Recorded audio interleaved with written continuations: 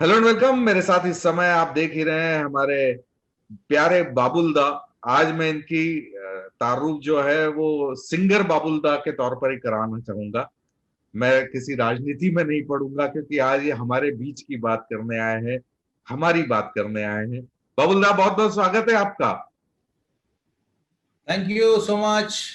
सबसे पहले मैं आगे बढ़ने के पहले मैं हमारे संगीत में अलग अलग राग होते हैं, वादी स्वर, संवादी स्वर, और राजनीति में अक्सर विवादी स्वर होते हैं। तो किस तरह से कॉप अप कर रहे हैं आप इतने समय से?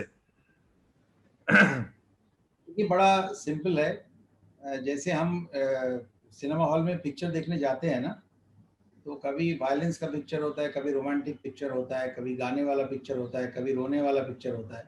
तो हम उस देखते देखते जो है ना, पॉपकॉर्न खाते हैं, चिप्स खाते हैं। जब एक पॉपकॉर्न एक चिप्स का पैकेट खत्म हो जाता है तो हम दूसरा खोल लेते हैं। ऐसा ही है ना। तो मेरा लाइफ का फंडा बड़ा सिंपल है। मेरे यहाँ पे दीवार पे भी लिखा हुआ है कि जब मेरा किसी वजह से पेशेंस का, धीरज का जो है वो ख़त्म हो जाता है, जैसे लोग बोलते हैं कि मेरे से अब नहीं हो रहा है यार बहुत ये, तो जब एक पैकेट ख़त्म हो जाता है मैं दूसरा पैकेट खोल लेता हूँ। क्या बात। तो कोई पेशेंस की कमी भी नहीं होती है। कोप अप कर लेता हूँ। 6 साल हो गया। माननीय प्रधानमंत्री जी ने मुझे उनके मंत्रिमंडल में भी स्थान दिया है। Almost 6 years, more than 6 years actually. तो अच्छा लग रहा है। और एक और मतलब म्यूज़िक में रहते वक्त मैं किसी भी तरीके का पॉलिटिक्स नहीं कर पाया। मैं, मेरे से स्मॉल टाउन लड़का हूँ, वो सब जो है पॉलिटिक्स में नहीं कर पाऊँ। कोई ऐसा नहीं कहेगा कि पॉलिटिक्स में नहीं कर पाया। शायद ही नहीं, 100% मैं एकमात्र सिंगर शायद हूँ जो जिनका डुएट गानों को, एक गाना का फिल्म फेयर को मतलब फिल्म फेयर अवार्ड भी मिला और डुएट गाने को नेशनल अवार्ड भी मिला। और दोनों में मेरे जो को सिंगर्स हैं डुएट में, फीमेल सिंगर्स, उनको हम तुम में अलका जी को बेस्ट प्लेबैक सिंगर का अवार्ड मिला, मुझे नहीं मिला डुएट गाना। फेरारी मोन एक Bengali picture, national award winning picture है, उसमें एक बहुत बेहतरीन गाना था फेरारी मोन, जो मेरा और श्रेया घोषाल का गाया हुआ था। उनको नेशनल अवार्ड मिला, मुझे नहीं मिला। तो ये बोलते हैं, ऐसे कहते हैं कि गवर्नमेंट में इसके लिए बहुत लॉबिंग करना पड़ता है तभी जाके, मतलब ये दोनों बिल्कुल डिजर्विंग थे, बिल्कुल डिजर्विंग थे, इसमें कोई शक नहीं है जीतने के लिए। बट एक डुएट गाने में मेल सिंगर को ना मिले, वो थोड़ा सा दुख वाली बात होती है। तो मैं ये सब ज़िंदगी में झेल चुका हूँ। अब जब मैं मतलब पर्दे के इस तरफ से चीज़ों को देखता हूँ, तो कभी-कभी आश्चर्य होता है कि ये पॉलिटिक्स जो है वो उसमें मैं कैसे अपने आप को एडजस्ट कर लिया। और अच्छा भी लगता है क्योंकि इसमें बहुत सारे लोगों को अलग-अलग तरीके से सर्व करने का एक मौका मिलता है। और अगर आपको, आपका कैप्टन अगर नरेंद्र मोदी जी हो, तो life becomes much more easier. तो अगर पॉलिटिक्स में मैं, म्यूज़िक में मैं पॉलिटिक्स नहीं कर पाया, तो चलिए पॉलिटिक्स में ही थोड़ा-सा संगीत म्यूज़िक पैदा लाता हूँ। किया जाए। बाकी सब नॉइज़ ही है, बाकी नॉइज़ ही है ज़्यादातर, चलिए, विवादी जो नॉइज़ है। हम तो इसी बात से खुश है कि हमारे बीच के बाबुल्ला एक जगह पर है और अच्छा काम कर रहे हैं। खैर, थैंक यू। अभी अचानक ऐसा क्या वो यूरेका शेड हुआ कि आपको लगा कि अब एक गाना होना चाहिए सुरीला? देखिए, ये शायरा जो है ये 2017 में जो है इसका एक ख़्याल, मतलब बहुत लोग फ़ेसबुक में, ट्विटर में, सोशल मीडिया में नॉर्मल किसी के भी घर में मैं जाऊँ, तो मैं या कोई फ़ंक्शन में भी जाऊँ, मैं by one get one free हूँ। मुझे अगर कोई मंत्री के तौर पे दिया जलाने के लिए, इनॉग्रेशन दिया जलाने के लिए बुलाते हैं, तो बिल्कुल मेरे से एक्सपेक्ट करते हैं कि मैं उनको 2 कली गा के सुनाऊँ। और जब कोई चैरिटी प्रोग्राम में लोग मुझे गाना गाने के लिए बुलाते हैं, जैसे सन्मुखानंद में बहुत सारे ऐसे शोज़ मैं करता हूँ, तो और फुल भी जाता है वो शोज़।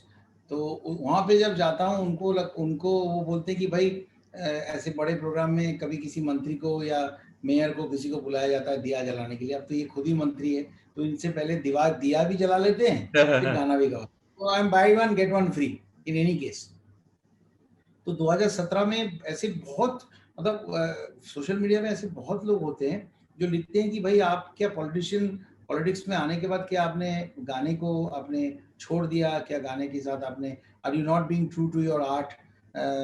और ऐसे भी लोग होते हैं जो मेरे समर्थक है और मेरे गाने सुनना चाहते हैं, लेकिन जो जैसे एज ए सिंगर प्यार तो मुझे सब जगह से मिली थी, उसमें कोई मतलब मेरे सपोर्टर और ऑपोजिशन ऐसा तो कोई था नहीं। तो ऐसे बहुत ऑपोजिशन के लोग भी लिखते हैं कि मैं आपके राजनीतिक मतादर्श से जो है मैं सहमत नहीं हूँ, लेकिन सिंगर बाबुल सुप्रियो को प्यार करता हूँ, तो आप कुछ गाना हिंदी में क्यों नहीं करें। बांग्ला में मैं बहुत किया, लास्ट ईयर बहुत सारे हिट गाने हैं, एक्टिंग भी किया। श्रीजीत मुखर्जी, कौशिक गांगुली, शिव प्रसाद सब नेशनल अवार्ड विनिंग डायरेक्टर्स हैं, उनकी पिक्चर में विलेन का रोल्स अदा किया, वो भी काफ़ी नॉमिनेशंस वगैरह, तो बांग्ला में बहुत किया। लेकिन दिल्ली में रहता हूँ, लेकिन हिंदी गाना बहुत दिन से नहीं किया, ये एक इल्ज़ाम थी मेरे ऊपर। तो 2017 से ये काम हुआ, शुरू किया था प्रीतम के साथ। और जैसे प्रीतम का एक मेरा दोस्त है बहुत पुराना, कलकत्ता से हैं हम लोग, तो एक उसका बहुत अच्छा मुहिम है, जिसको मैं कंपनी नहीं कहूँगा, मैं कहूँगा कि इंस्टीट्यूशन है, जहाँ पे यंग लड़कों को वो जैम 8 स्टूडियोज़ का जो बैनर उसने बनाया, उसमें उन लोगों को कंपोज करने का मौका देते हैं कि वो अपना म्यूजिकल एबिलिटीज़ को लोगों के सामने लाएं। तो ऐसी जैम 8 के 3 लड़के, आकाश, कौशिक, गुड्डू, ये तीनों मिलके ये गाना बनाया। और 2017 से 2020 मतलब एग्जैक्टली 3 साल लगा। अक्टूबर 2017 में शुरू किया था, वो भी बिजी रहता है, मैं भी बॉम्बे जाना बिजी रहता हूँ, तो 3 साल लगा भले, लेकिन जो मुझे दिख रहा है इस वक्त कि ऑलमोस्ट 2 मिलियन के करीब उसके व्यूज़ हैं, बहुत अच्छा लग रहा है। और देखिए, जैसे आप मोबाइल को चार्ज नहीं करेंगे तो उसकी बत्ती बुझ जाएगी, वैसे ही मैं बाबुल सुप्रियो जो है, अगर मैं मेरे म्यूज़िक से अपने आप को थोड़ा सा चार्ज नहीं रखूँगा, वही मेरा फॉर्म ऑफ मेडिटेशन है। तो दिन में रात को 12-1 बजे क्यों ना हो, अगर 1 घंटा मैं अगर म्यूज़िक से सुर नहीं लगाऊँ, तो कहीं ना कहीं जो है मेरे भी दिमाग की बत्ती जो है, I don't want to be a hypocrite कि बस लोगों के काम में मैंने अपने आप को निमज्जित कर दिया हूँ, बिल्कुल निमज्जित किया हूँ। लेकिन जो 1 घंटा मी टाइम है जो अपने लिए चाहिए, उसमें संगीत ही मेरा ज़रिया होता है, क्योंकि सुर ईश्वर है, ऐसा बचपन से हम सुनते आए हैं, मेरे दादाजी जिनसे मैंने गाना सीखा है, तो वो जुड़ाव मेरी है। और एक बात और है कि मैं पॉलिटिक्स करके पॉलिटिक्स में नहीं आया, मैं संगीत के ज़रिए मुझे जो प्यार मिला, उसी में एक मौका आया कि मैं क्या जिन लोगों से मुझे प्यार मिला या जहाँ से मैंने कमाया, क्या उनको मैं कुछ वापस कर सकता हूँ। तो वही आशा लेके मैं 2014 में मैं इलेक्शन में खड़ा हुआ था, और लोगों को कहा कि अगर प्रधान नरेंद्र मोदी जी के नेतृत्व में मैं अगर आपका पार्लियामेंटेरियन बनूं तो क्या आप मेरे साथ रहेंगे। तो 2014 में मुझे बंगाल से, आपको मालूम है कि एक ही मात्र सीट आई थी, तो वो मैं जीता था। और 2019 में मैंने 2014 और 19 के बीच में बहुत ही मेहनत और सिंसियरिटी के साथ मैंने काम किया, क्योंकि 2019 में लोग मुझे सिंगर के तौर पे वोट नहीं देते, वो देखता कि मैं 5 साल एज अ पार्लियामेंटेरियन मैंने क्या काम किया। तो मुझे 2014 से 3 गुना ज़्यादा वोट से मुझे 2019 में जीत हासिल हुई, 2 लाख वोट से मैं जीता। तो यही है कि मैं कभी भी संगीत के साथ गद्दारी नहीं कर सकता हूँ, और अगर करूँ तो मुझे गिल्ट होगा। तो जैसे देखिए, टेबल में पूरा फाइलें भरी पड़ी हुई है। कल अमित शाह जी बंगाल जा रहे हैं, 2 दिन का उनका टूर है, बहुत रिस्पॉन्सिबिलिटीज़ है, प्रेस कॉन्फ्रेंसेस ये वो के साथ रहना, मीटिंग्स, बहुत कुछ है, उसका पूरा का पूरा टेबल भरा पड़ा हुआ है। लेकिन उसके बीच में जो ये चाय आ रही है, पास में थोड़ा सा मखाना रखा हुआ है, ये जो 15 मिनट का अगर मैं ब्रेक लेके लोग बाहर चले जाते हैं छत पे सिगरेट पीने, मैं टी टोटलर हूँ, सिगरेट विगरेट भी पीता नहीं हूँ, तो ये जो 10-15 मिनट आपके साथ म्यूजिक के बारे में गुफ्तगू कर रहा हूँ, शायरा के बारे में, तो उससे मुझे वो ऊर्जा मिल जाती है कि जो सुबह 8:30 से काम कर रहा हूँ, एक थोड़ा सा आधा घंटा का ब्रेक हो, फिर I will I go back to my work and do my responsibility. उसके क्योंकि मैं अपना काम जो रिस्पॉन्सिबिलिटी है एज अ पब्लिक रिप्रेजेंटेटिव, उसको बहुत ही दिल से करता हूँ, सच्चाई के साथ करता हूँ। उसलिए अगर मैं 1 घंटा म्यूजिक के लिए रात को निकालूं, तो मुझे एक तो किसी भी तरीके से गिल्ट नहीं होता है कि मैं पॉलिटिक्स से हट के कुछ और काम करके वक्त ज़ाया कर रहा हूँ। और दूसरी बात, अगर आप देखेंगे फेसबुक में, ट्विटर में, एक आदमी ने भी मुझे गाली नहीं दिया, सब ने इस गाने के लिए, जो मैंने गाना निकाला उसके लिए मुझे विश किया। और ये भी देखिएगा कि बहुत सारे लोग बोलते हैं कि वो लिख रहे हैं कि मैं आपका समर्थक नहीं हूँ, आपको वोट भी नहीं दूंगा, लेकिन आपके एज ए सिंगर मैं आपको बहुत प्यार करता हूँ। जैसे आज मुझे आप एज ए सिंगर इंटरव्यू कर रहे हैं, इसमें पॉलिटिकल क्वेश्चन आप करेंगे नहीं। वो मतलब कल कल हमारा इंटरव्यू कल होने वाला था, लेकिन समय नहीं था। मैंने कहा नहीं, बाबुलदा जब बोलेंगे, जब उनके पास समय होगा तब करेंगे, क्योंकि उनके ऊपर ज्यादा रिस्पॉन्सिबिलिटी और प्रेशर है। तो खैर, मैं इसका सराहना करता हूँ। और सही में कल मैं थोड़ा सा, अब मैं जैसे अभी आपको पूरा कंसंट्रेशन के साथ दिल से बात कर रहा हूँ, आप फील कर रहे हैं। एक बंगाली जब इतनी हिंदी बोल लेता है तो वो दिल से ही बोलता है। यस बिल्कुल सही बात है। तो मैं प्योर बंगाली हूँ, मुझे हिंदी बिल्कुल नहीं आती थी, लोग मजाक उड़ाते थे बॉम्बे में मेरी। तो नहीं, मैंने आप बहुत बहुत ही, अच्छी हिंदी बोलने लगे हैं अब, माशाल्लाह। ये मैंने इसके लिए मैंने बहुत मेहनत भी की है, क्योंकि मुझे लग रहा था कि मन की भाव जो है उसे मैं व्यक्त नहीं कर पा रहा हूँ। और अगर हिंदी गाने गा रहा हूँ तो भाषा को अगर आप प्यार करें, तो रोमांटिक गाना गाता हूँ उसमें हीरोज उसे यूज़ करके बड़े बड़े सुंदरियों को वो कर लेते हैं। तो मैं अगर हिंदी को थोड़ा प्यार दूं तो क्या उसे मैं अपना नहीं सकता हूँ? बिल्कुल सही। तो ये अब हिंदी में बोलने लगा हूँ अच्छी तरह। क्या बात। तो बबुल दा, अगर शायरा की बात करें तो मतलब 2 मिलियंस तो वैसे ही हो गया है अभी, और मतलब अश्वमेध जारी है। पहुंचने वाला किस तरह से, अगर मैं यूएसपी की बात करूं, जब आपके सामने ये गाना आया या आपने तय किया कि यार ये कमाल है, आपके हिसाब से इसकी क्या खासियत कहना चाहेंगे कि यार ये गाना इसलिए हिट हो रहा है?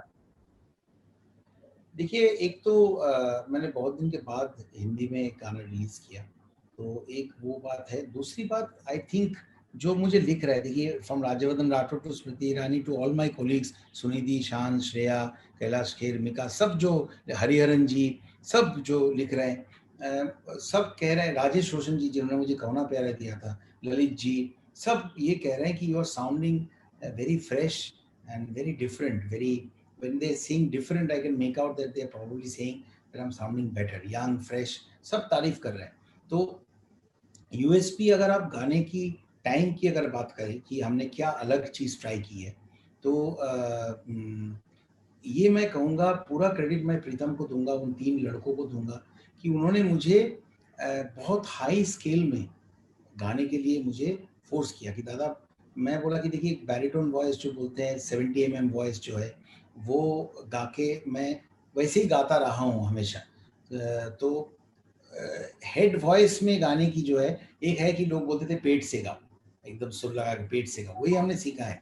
लेकिन हेड वॉइस यूज जो है करके बहुत हाई में गाना, ये हमने बहुत ज़्यादा किया नहीं है, मैं एकदम सच के साथ बोल रहा हूँ। सोचता हूँ मैंने किया था, फॉल्सेटो किया था, MTV अवार्ड भी मिला था, बट दैट, उसके बाद ज़्यादा किया नहीं है। तो ये लोगों ने मुझे बहुत हाई में गवाया, और मैं पहले बहुत स्केप्टिकल था, बट प्रीतम ने भी बोला कि बहुत अच्छा साउंड कर रहा है, आप गाओ, देखो बहुत अच्छा लगेगा। तो मैंने गाया, और अभी जब मैं खुद को सुन रहा हूँ तो मुझे लग रहा है कि सही में मैं अलग साउंड कर रहा हूँ। और अगर लोग कह रहे हैं कि यंग फ्रेश साउंड कर रहा हूँ तो बहुत अच्छी बात है। तो ये पूरा क्रेडिट मैं उनको दूंगा। और एक बहुत मज़ेदार चीज़ थी, जब प्रीतम इन लड़कों को बुलाया और मुझे कंपोजिशन सुना रहे थे, तो कि कौन सा हम करने जा रहे हैं, तो उसमें ये एक्चुअली मुखड़ा एक अलग गाना था और अंतरा एक अलग गाना था। अच्छा। तो जब दोनों गाने मुझे सुनाया गया, 3-4 गाने सुनाया, तो मुझे कैसे लगा जैसे कि इसके मुखड़ा के साथ दूसरा गाना को अगर मैं जोड़ दूं तो वो अंतरा हो जाता है। मुझे लगा कि दोनों गाने, तो मैंने वो सजेस्ट किया, एवरीवन वाज स्माइलिंग कि ये कैसे दो गाना। जब हमने मिक्स किया तो सही में लगा कि जैसे, एक ही गाना मतलब है। ये दो गाना साथ में ही। और ये देखिए, ये सब चीजें जो है ये घट जाती है, ये this things happen, things fall into place. और ऐसे टाइम पे गाना रिलीज हो रहा है, ये प्लान नहीं था। देखिए, जस्ट 7 दिन पहले टिप से शुगर शुगर करके एक गाना रिलीज हुआ, जिसमें अन्नू मलिक साहब ने म्यूजिक दिया, और समीर अंजान जी ने उसमें लिरिक्स लिखा। वो गाना भी 1 मिलियन पहुंच गया है, 9,69,000 समथिंग। तो बिटवीन 7 डेज मेरे दो कंप्लीटली अलग गाने रिलीज हुए। वो भजन है, और ये एकदम रोमांटिक पॉप गाना है।